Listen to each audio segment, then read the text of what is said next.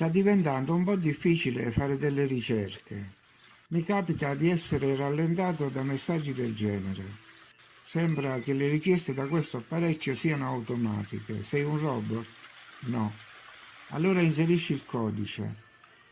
Cerco di leggere le lettere storte, le riscrivo, perdo tempo. Ad una nuova ricerca ancora la stessa domanda. Inserisci il codice. E ci sono altre scritte che mi impegnano, come queste attinenti ai video. Vuoi leggere i commenti sgraditi? Ok, vediamo.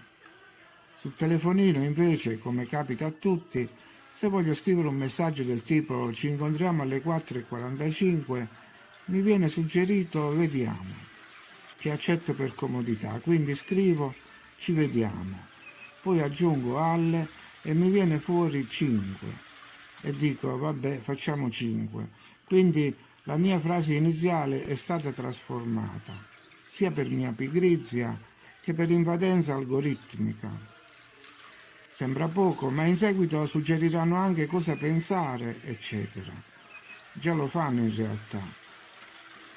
Se a questo aggiungiamo fra un po' il pre-banking, il precontrollo, allora possiamo dire che gli algoritmi ci influenzano a loro piacimento. In futuro sarà difficile commentare in modo personale delle immagini.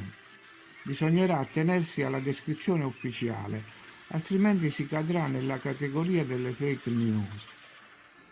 E chi giudicherà coloro che giudicano le fake news? Questa foto, per esempio, è solo la Union Station, o potrò dire che, secondo me, è stata costruita dai giganti. Ma il pensiero unico, tanto per cominciare, su cosa si basa? Chi controlla miliardi di informazioni che confluiscono in quella che tutti ormai consultiamo, cioè l'enciclopedia online? Chi si occupa di controllare le memorie storiche, i fatti scientifici, la conoscenza, il sapere in generale? Chi decide quali siano i principali eventi, i monumenti, le persone e le vicende degne di nota? Chi ha riempito milioni di pagine con queste informazioni? Chi decide chi è l'uomo dell'anno? Per ogni ricerca esce anche il numero delle ulteriori ricerche. Poi i risultati si moltiplicano. Altre informazioni vengono aggiunte a quelle iniziali, che già potrebbero essere delle premesse inattendibili.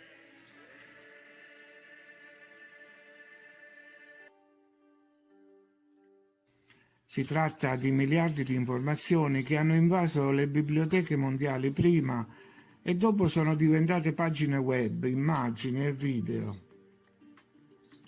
Per non parlare dei testi scolastici. Però, nonostante questa abbondanza, l'enciclopedia è carente sotto molti aspetti. Energia eterica e risonatori, per esempio. È difficile trovare riferimenti a queste immagini. Si tratta di semplici fronzoli o dispositivi atti a interagire con l'atmosfera per ricavare energia libera. E questi lavori perché vengono definiti capricci e non vedute reali di artisti come Hubert o Piranesi? Hanno paura di dire che c'erano altre civiltà avanzate. Statue di marmo hanno riempito libri e biblioteche in cui si parla di scalpelli e scultori geniali del passato, ma non si parla mai di macchine.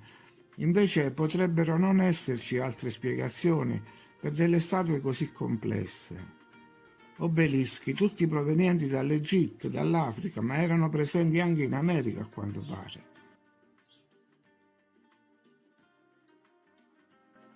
Armature, protezioni in ferro utilizzate in battaglia, ma la loro fabbricazione avrebbe richiesto il possesso di una tecnica sofisticata, perché non se ne parla? Evoluzione, milioni di pagine sulle scimmie che diventano uomini. Ma se le cose non fossero andate proprio così, se magari fosse accaduto il contrario. Teologia, intere biblioteche per dimostrare l'esistenza di Dio e il suo disegno. Tommaso d'Aquino, Agostino d'Ippona, i padri della Chiesa. Ma e se Dio non fosse come lo immaginavano loro, o non ci fosse affatto un Dio? Allora veramente avremmo miliardi di parole al vento. filosofia, milioni di pagine di teorie, speculazioni, insomma solo esercizi dialettici. Il Sole. Cosa non è stato detto sul Sole? Tutto tranne una cosa, e se fosse più vicino, molto più vicino.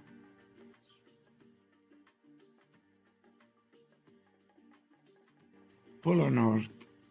Lì c'è il giro di boa, si scende dall'altra parte del globo. Acqua a perdita d'occhio e miliardi di parole per spiegare la forma della Terra. E se invece ci fossero miliardi di chilometri di pianura? Lo spazio, milioni di pagine, buchi neri, velocità impossibili, galassie lontane anni luce, avvistate da telescopi che non riescono mai a vedere cosa gira sotto il loro naso. E se gira qualcosa. Guerra, buoni contro cattivi, i buoni vincono. E se fosse il contrario, visto che la storia la scrivono i vincitori, altri milioni di pagine di racconti distorti. Giganti.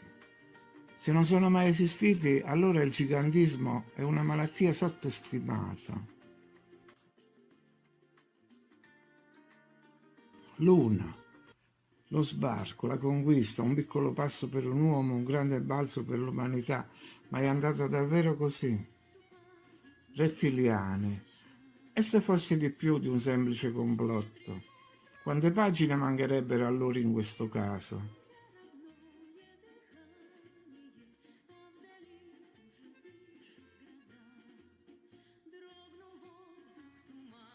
Scienza e medicina, meglio non parlarne.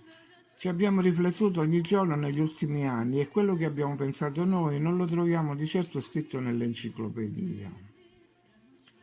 Libertà. Milioni di pagine parlano di libertà, ma chi l'ha vista mai? Invece abbiamo visto come sono riusciti a rinchiudere nazioni intere.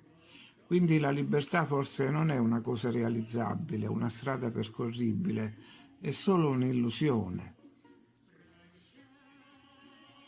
Giustizia. La giustizia è uguale per tutti, ma ne siete convinti? Per la giustizia vale lo stesso discorso fatto per la libertà. Parlamento è il luogo delle decisioni nazionali, ma in quale Parlamento vengono prese le decisioni che ci riguardano? Architettura gotica, un fenomeno europeo o mondiale, come dimostrano le immagini. Allora perché le cattedrali in America vengono definite neogotiche? Esseri mitologici, e se la mitologia fosse il racconto di fatti reali? Scie di condensazione o di altro genere? Immigrati costruttori di Campidoglio. E se quegli edifici fossero il patrimonio di una civiltà che è stata sostituita proprio dagli immigrati? Eccetera, eccetera. Per non parlare di cose che potrebbero sembrare trascurabili. Questi, per esempio, sono ostensori, bastoni papali, aureole, croci o dispositivi energetici di cui non si deve parlare. E come sappiamo che questa è una croce se Gesù non era stato ancora crocifisso? Questi sono semplici specchi o strumenti per la visione a distanza? E come hanno fatto a fare queste planimetrie secoli fa senza una visione dall'alto, con una semplice matita e un righello?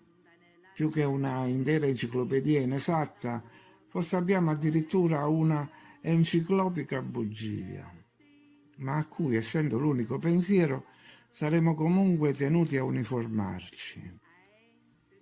In conclusione, quindi, esattamente su cosa si regge la nostra civiltà, la nostra cultura, il nostro sapere?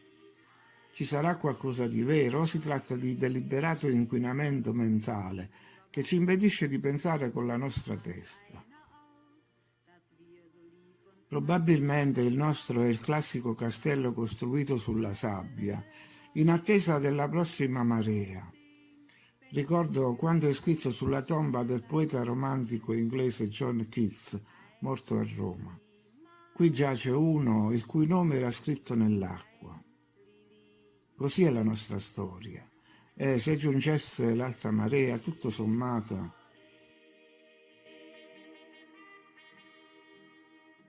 Deine Schritte kennt sie, deinen schönen Gang. Alle Abend brennt sie doch mich vergaß sie lang. Und sollte mir ein Leids geschehen, wer wird bei der Laterne stehen? Mit dir, Lili Marley, mit dir, Lili Marley. Mit dir, Lili Marley.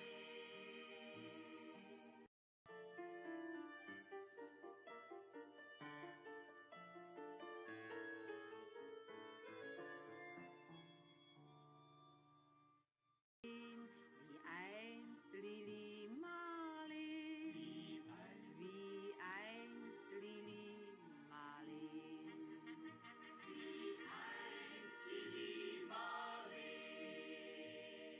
Unser beider Schatten sah wie einer aus, dass wir so lieb uns hatten, das sah man gleich daraus. Und alle Leute sollen es sehen, wenn wir bei der Laterne stehen, wie einst Lili Marley, wie einst Lili Marley, wie einst Lili Marley. Deine Schritte kennt sie, deinen schönen Gang. Alle Abend brennt sie, doch mich vergaß sie lang.